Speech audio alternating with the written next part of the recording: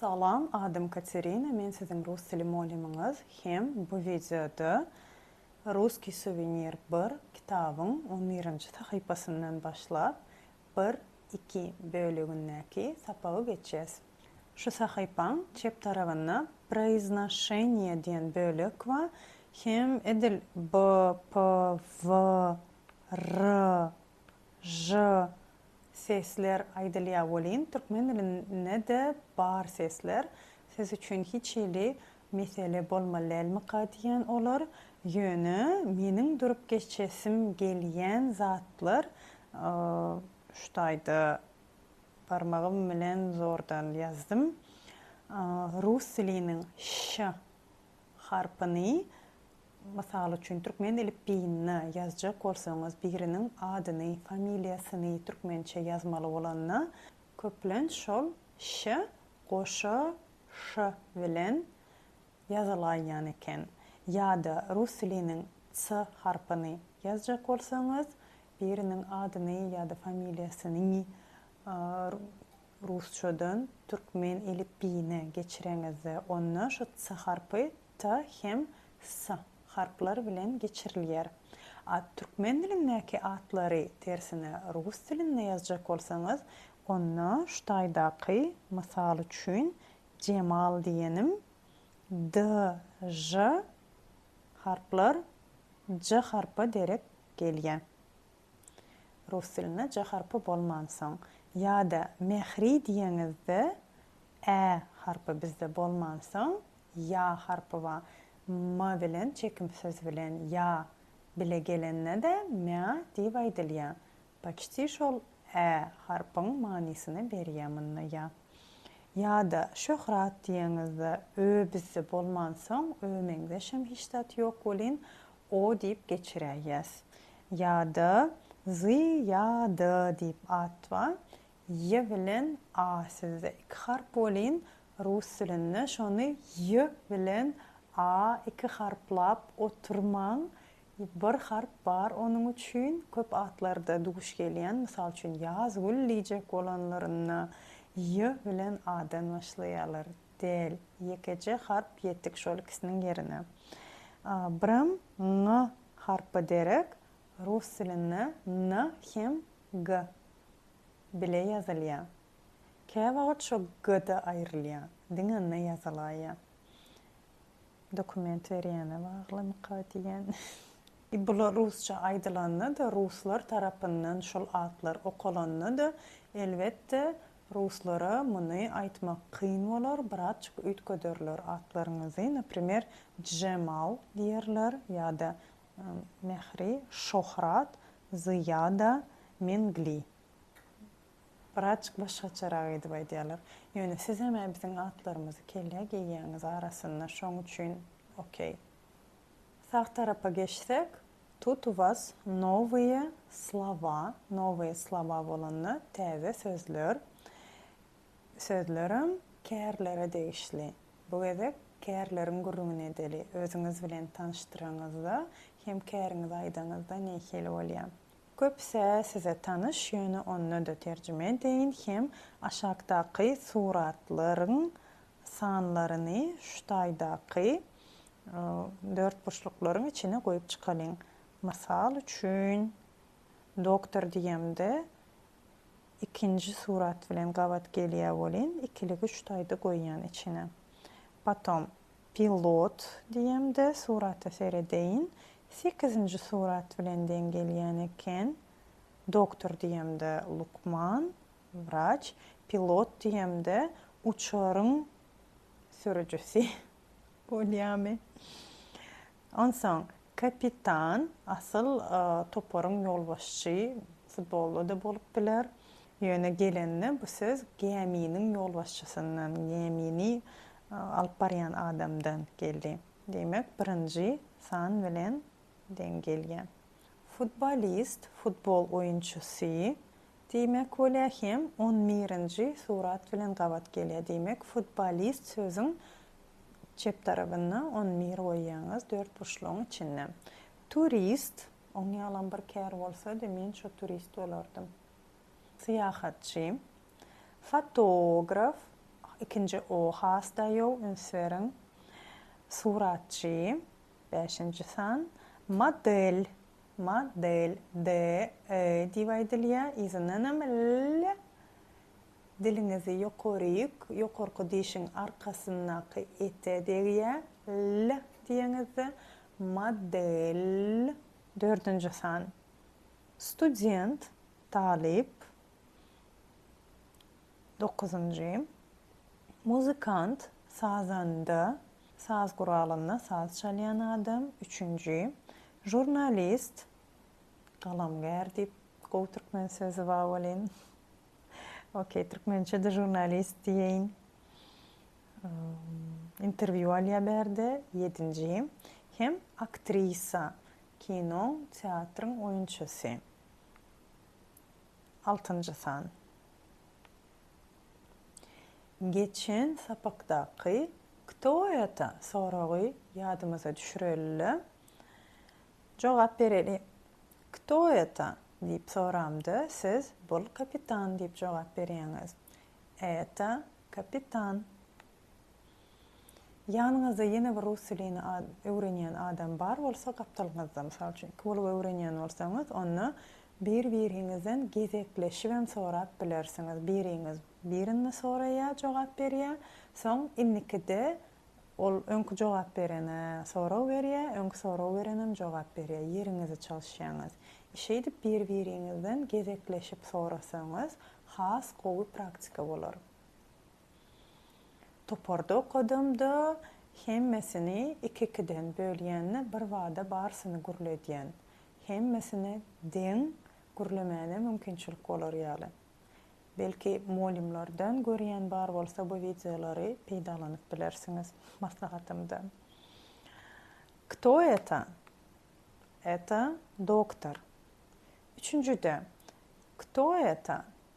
Это музыкант. Кто это? Это модель.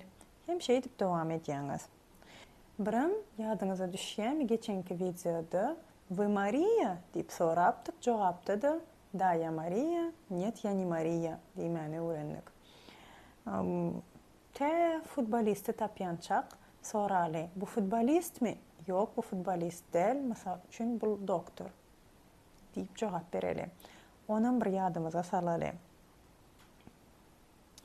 Это futbolist intonatsiyamı yukarı kaldırıyan soruğdu. Sebebi başka hiç şeyli gürlemdi. Şun soruğduğunu anlatan zat yok. Sizin cevabınız yok, bu futbolist değil.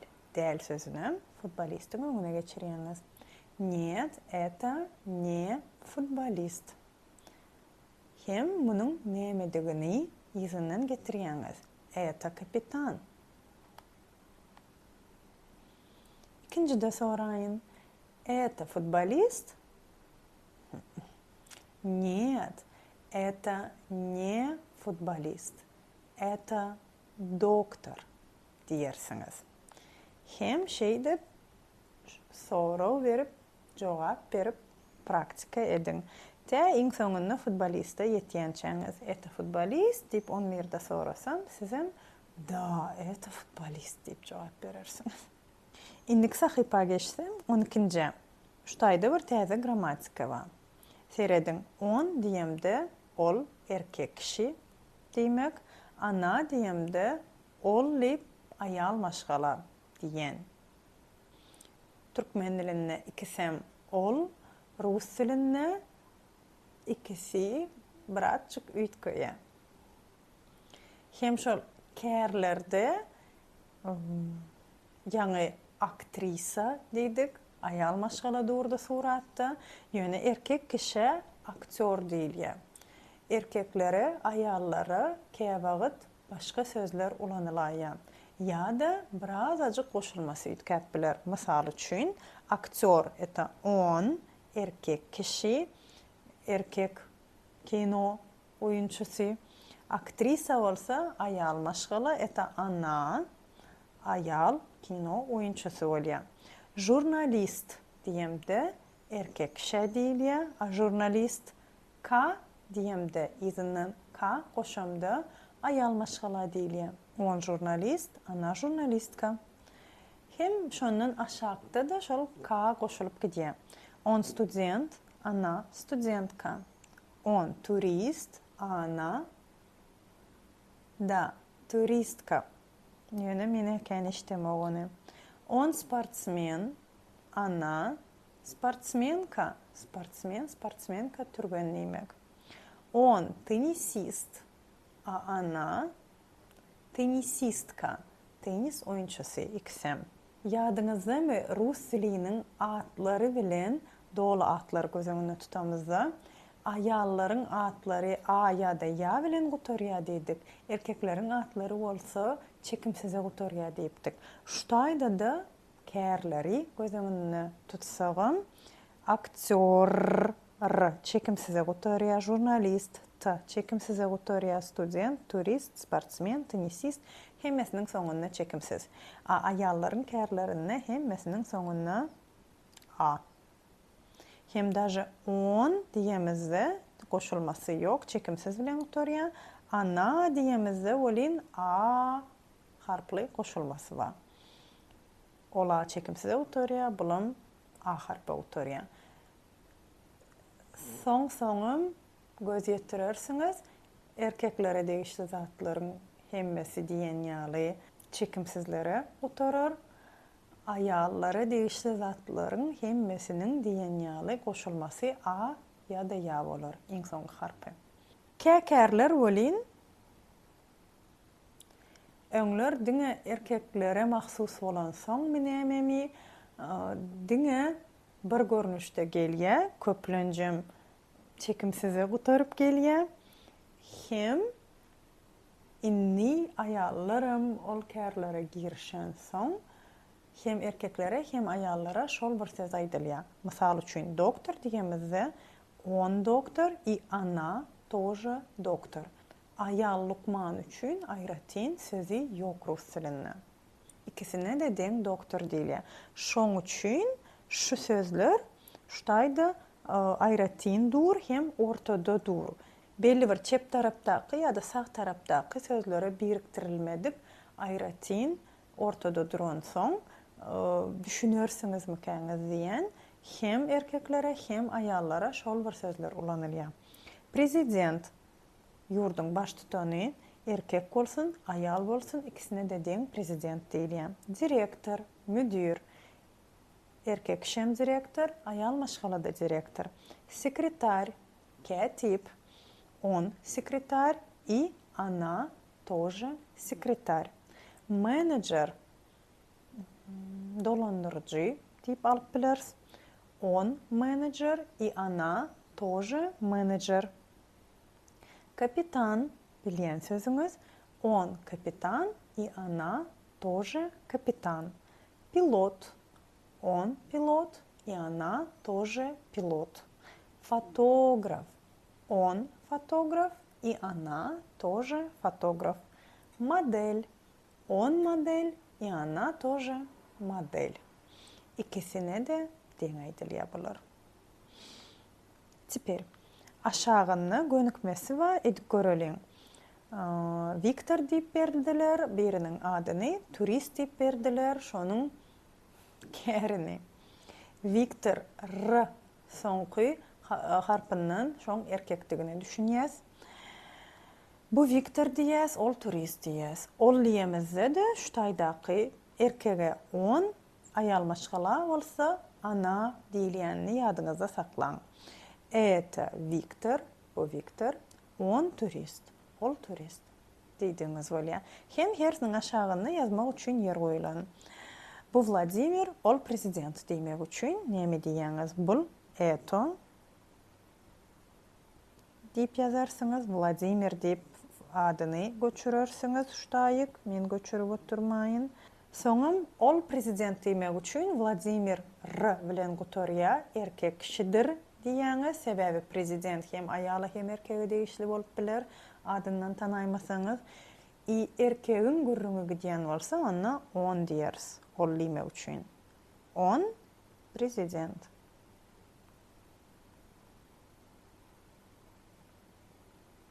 Sığdırdım. Üçüncüde Veronika studentka deyip berilen. Veronika A bilen gutarya, studentka A bilen gutarya. Ayal maşgalan gurruňudur. Eta Veronika ana studentka diýeňiz. Ol diýeňizi ana diýersiňiz. Hem aşağıdakilarım özüňiz edibermeli, atlarından erkek ayallığı belli. Bir 12-nji geleňizi Stefano diýip dur. Rus del at olan soň. O bilen gutarya ýöne ispanlarda bar öýdýän erkegiň ady. Şol 12-nji sahypaň sağ tarapyna geçsek ýokaryk seredin. Anna diýip ýazylan, soň studentka diýip ýazylanyna üssü çyzylan, izinden model diýip bellenen. Demek Anna studentka däl, ol model diýmeli bolýas. Anna däl diýjek bolsagam studentkaň öňüne geçirýärdik niýesini. Anna ne studentka diýes hem Anna diýemizde A bilen gutarya ayal maşgaladyr diýip, ol diýemizde Anna diýes model. Anna ne studentka, ana model. Anna talip däl, ol model diýdiňiz bolýar. İkincide Aleksandr biznesmen däl eken, ol fotograf eken. Diýes şonu rusça. Aleksandr ne biznesmen, r bilen gutarya erkekdir. On fotograf. Pauza basın, galanlarım yazın. Men soň ýazwa däl gürläp geçeýin. Siz özüňizniki bilen okap deňeşdiriň, dogry ýazyňyzmy? Barlaly. Üçüncüde Maria ne jurnalistka, ana studentka. Dördüncü Igor ne futbolist, on pilot.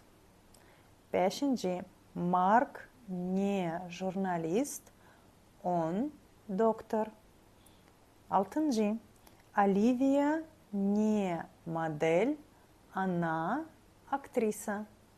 Diyen olsanız özüňize ýyldızçyk goýun. Ondan aşağı gönükmede soraglara yoklukda jogap bermeli. Näme diýselerim ýok diýip jogap bermeli. Hem şu soraglaryňyň intonasiýasyny, äheňini, sesiňizi ýokary galdyrmany ýene bir praktika bolar. Siz doktormy diýip soramazda türkmen dilinäki mymy goşulma, rus dilinde ýok. Şoň üçin diňe sesiňiz bilen bildirämeseňiz soragyňyzy. Вы доктор? Нет, я не доктор. Yok, men doktor däl diýdiňiz bolýar. Вы фотограф? Нет, я не фотограф. Diýip jogap berensiňiz öz üçüňizden diýip umyt edýän. Вы футболист? Нет, я не футболист. Вы пилот? Нет, я не пилот. Вы капитан? Нет, я не капитан. Yetişýänsiňiz, yetişmeýän bolsaňyz arasynda pauza basyň. Hem häzirlikçe soňky gönükmäni edeli. Şutaýdy tablitsajykda gyzylyň içinde dizayner berilen bezekçi, model, futbolist hem aktrisa 4 sany kär. Biram 4 sany dünýä meşhur adamlaryň atlary hem suratlarydyr. Indi Karl Lagerfeld berilen ýokarda da mysalla ýazylan. Eta Karl Lagerfeld on dizayner. Birden bilmeýän bolsadyňyz. Onsoň haýsyny tanaýan bolsaňyz, şoň näme digini bilýän bolsaňyz, şoň bilen dowam ediberiň. Mysal üçin oglanlar Cristiano Ronaldo'ny gowy tanaýanlar, oňam futbolistligini bilýändirler. Onda şoň bilen dowam etsek, bul Cristiano Ronaldo, ol futbolist diýäňiz. Eta Cristiano Ronaldo, on futbolist diýersiňiz. Ýa-da Angelina Jolie'ni kinoda görýänsiňiz, oň aktrisadygyny bilýänsiňiz. Bul Angelina Jolie, ol aktrisa diýmek üçin bu eta Angelina Jolie, ol ana aktrisa diýmeli bolsaňyz. hem mene tanamak ýöne belki tanaýanyňyz bardyr içinde. Model bolanny Claudia Schiffer bilen gabat gelýän eken. Indi iň soňunda şoň üçin goýdum şonu. Bul Claudia Schiffer ol model diýmek üçin eta Claudia Schiffer ol diýemizde aýanlaşgala şoň üçin ana model diýeriz. Galan takypalaryna mindiki videoda geçeriz. Görüşençek.